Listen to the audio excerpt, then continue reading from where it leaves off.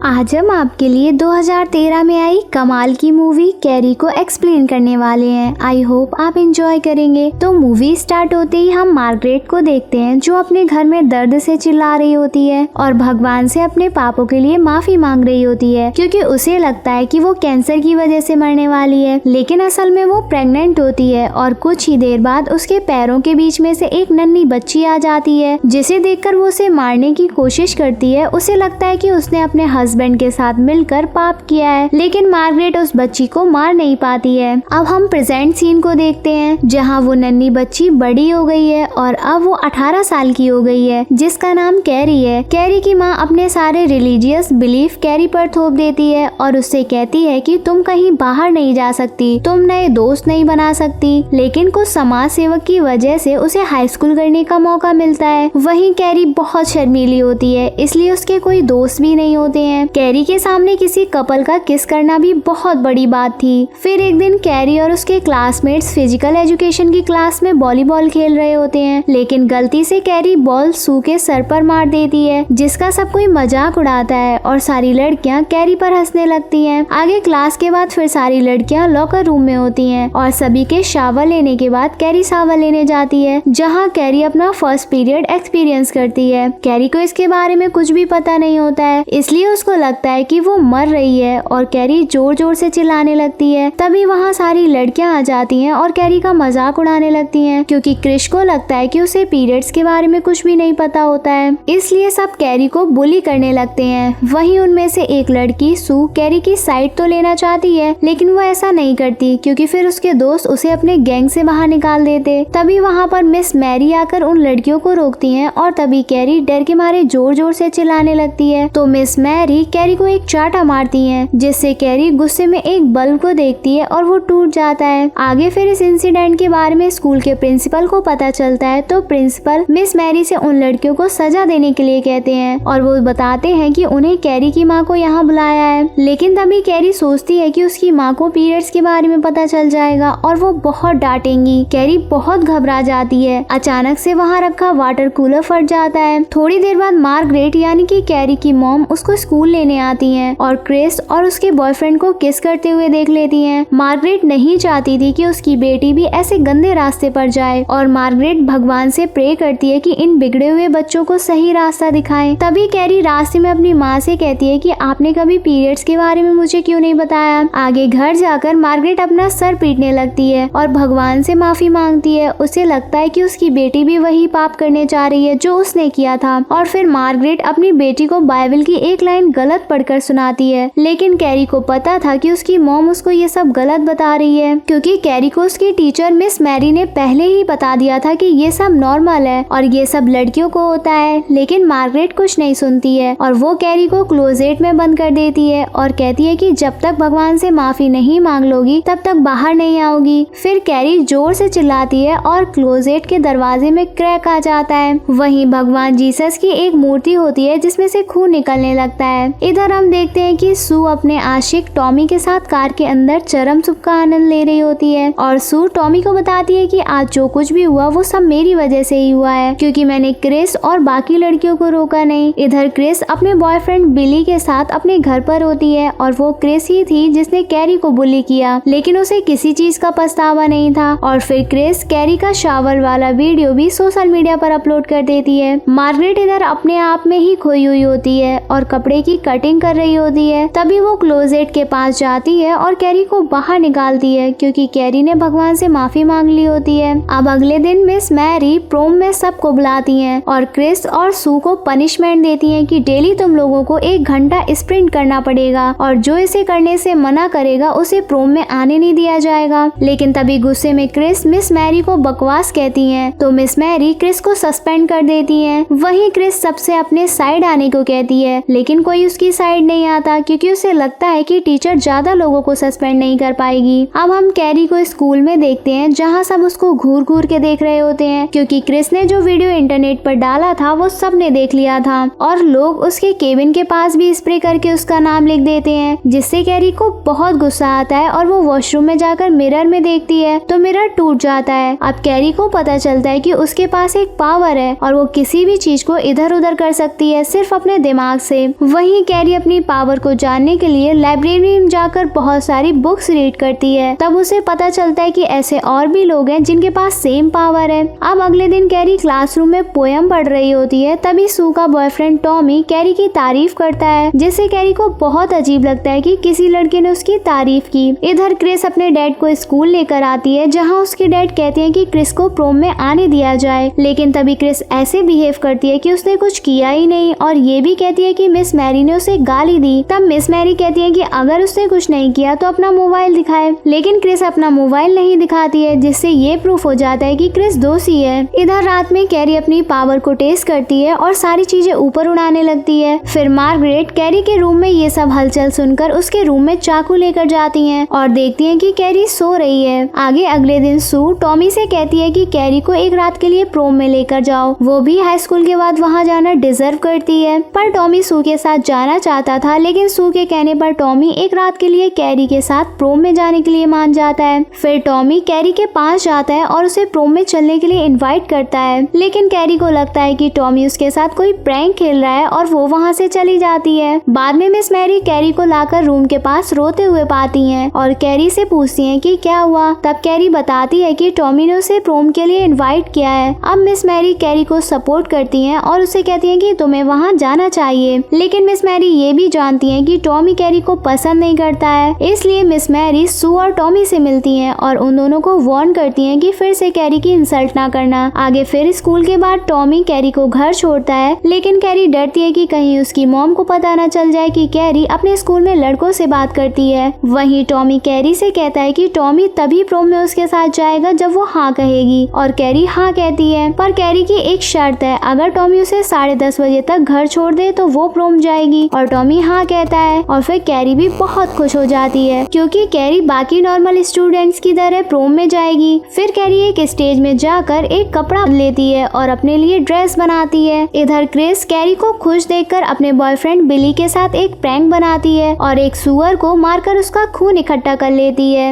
उधर कैरी की माँ उसे प्रोम में जाने के लिए मना करती हैं और उससे कहती हैं कि ऐसी ड्रेस पहन के जाओगी तो सब तुम पर हंसेंगे, क्योंकि कैरी की माँ नहीं चाहती थी कि कैरी कोई ऐसा ड्रेस पहन कर जाए जिससे लड़कों का अटेंशन उसकी तरफ जाए। लेकिन कैरी गुस्से में अपनी माँ को क्लोजेट में बंद कर देती है। उधर क्रिस और बिली प्रोम में सुअर का खून स्टेज के ऊपर बाल्टी में भरकर टांग देते हैं। अब टॉमी भी इधर कैरी को लेने आ जाता है और टॉमी के तो कैरी के देखकर होश ही उड़ जाते हैं, क्योंकि कैरी बिल्कुल एक प्रिंसेस लग रही होती है। फिर दोनों प्रोम में जाते हैं और टॉमी अपने फ्रेंड से कैरी को मिलाता है। तभी मिस मैरी भी कैरी को देखकर उसकी खूब तारीफ करती हैं और कहती हैं कि यू लुक अमेजिंग, और प्रोम को एंजॉय करने को कहती हैं। फिर टॉमी और कैरी एक रोमांटिक सॉन्ग पर डांस करते हैं। इधर क्रिस और बिली अपने प्लान को अंजाम देने स्टेज पर पहुंच जाते हैं। अब प्लान के मुताबिक कैरी और टॉमी को ही प्रोम किंग और प्रोम क्वीन चुना जाएगा, और जैसे ही कैरी और टॉमी स्टेज पर आएंगे तो क्रिस और बिली दोनों सुअर का खून कैरी पर डाल देंगे। अब क्रिस अपने प्लान को अंजाम देने से पहले सू को मैसेज करती है, इसलिए सू कैरी को बचाने के लिए तुरंत प्रोम के लिए निकल जाती है। लेकिन वहां पहुंचने पर मिस मैरी सू को ले जाकर एक रूम में बंद कर देती हैं, क्योंकि उन्हें लगता है कि सू कैरी का स्पेशल मोमेंट खराब करने आई है। वहीं कैरी और टॉमी के स्टेज पर पहुंचते ही क्रिस कैरी पर सुअर का खून फेंक देता है और शावर वाला वीडियो चला देती है, जिसे देखकर सबको ही हंसने लगता है और अब कैरी का भी सब्र का बांध टूट जाता है। मिस मैरी कैरी को समझाने की कोशिश करती है, लेकिन कैरी उन्हें दूर फेंक देती है और सब शॉक्ड हो जाते हैं कि कैरी ने ऐसा किया कैसे, और तभी वो बाल्टी टॉमी के सर पर गिर जाती है, जिससे टॉमी की वहीं मौत हो जाती है। अब टॉमी के मर जाने के बाद कैरी बिल्कुल आउट ऑफ कंट्रोल हो जाती है और चिल्लाकर वो सभी को पीछे फेंक देती है, और बिली और क्रिस भी वहाँ से भागने में कामयाब हो जाते हैं। इधर कैरी सारे दरवाजे खिड़कियाँ बंद करके सब सामान इधर उधर फेंकने लगती है और सबको बाहर जाने से रोकती है, जिससे सब स्टूडेंट्स और टीचर मरने लगते हैं, और कैरी आग लगाकर सबको मारने लगती है। लेकिन कैरी मिस मैरी को छोड़ देती है। वहीं कैरी अब क्रिस और बिली के पीछे जाती है और पीछे करते हुए कैरी गाड़ी के सामने आकर गाड़ी को रोकने की कोशिश करती है, लेकिन बिली उस पर गाड़ी चढ़ाने की कोशिश करता है। वहीं कैरी अपनी पावर से उनकी गाड़ी रोक लेती है और सर पटकने से बिली की वहीं मौत हो जाती है। अब क्रिस कैरी को मारने की कोशिश करती है, लेकिन कैरी गुस्से में क्रिस की कार को एक गैस स्टेशन में फेंक देती है, जिससे क्रिस का फेस कांच के बाहर आ जाता है और उसकी भी मौत हो जाती है। इसके बाद कैरी घर जाती है और देखती है कि उसकी मॉम क्लोजेट में नहीं नहीं है। कैरी अपनी बॉडी से खून साफ करती है और फिर मार्गरेट कैरी के सामने आती है और कैरी अपनी माँ को गले लगा लेती है और कहती है कि वो सही थी, सब उसका मजाक उड़ा रहे थे। वहीं मार्गरेट को लगता है कि भगवान उसके पाप की उसको सजा दे रहा है, इसलिए मार्गरेट अपनी बेटी को चाकू से स्टैब करती है। कैरी अपने आप को काफी बचाने की कोशिश करती है, लेकिन उसकी माँ उसे जान से मारना चाहती थी, इसलिए कैरी अपनी पावर से अपनी माँ को रोकती है और घर में रखी सारी नोकदार चीजें जैसे चाकू, कैंची से अपनी माँ पर हमला करती है। अब कैरी अपनी माँ को देखकर रोती है और अपने आप को सजा देने के लिए सारा घर अपने ऊपर गिराने लगती है। तभी वहाँ पर सू कैरी को बचाने आती है, लेकिन कैरी उसे भी मारने वाली होती है, लेकिन कैरी देखती है कि सू पेट से है, इसलिए कैरी उसे घर से बाहर फेंक देती है। अब पूरा घर कैरी और उसकी माँ पर गिर जाता है और दोनों मर जाते हैं। वहीं अब कुछ महीने बाद सू को देखते हैं जो कैरी की कब्र पर एक व्हाइट रोज रखती है और अब उसका बच्चा भी होने वाला होता है। फिर सू हॉस्पिटल में होती है जहाँ उसे उसके पेट से एक हाथ निकलता हुआ दिखता है, जिससे वो बहुत घबरा जाती है, लेकिन असल में वो एक सपना होता है। अब सू को लगता है कि शायद उसके बच्चे के रूप में कैरी ही आने वाली है। वहीं सू की माँ सू को संभालती है और इसी के साथ ये मूवी यहीं एंड हो जाती है। आई होप मेरे जिगर के टुकड़ों आपको मूवी की एक्सप्लेनेशन पसंद आई होगी। हमारे चैनल को ऐसे ही प्यार देते रहिए। चलो जल्दी से कमेंट करके बताओ आपको मूवी कैसी लगी और लाइक शेयर करना मत भूलना। I love you.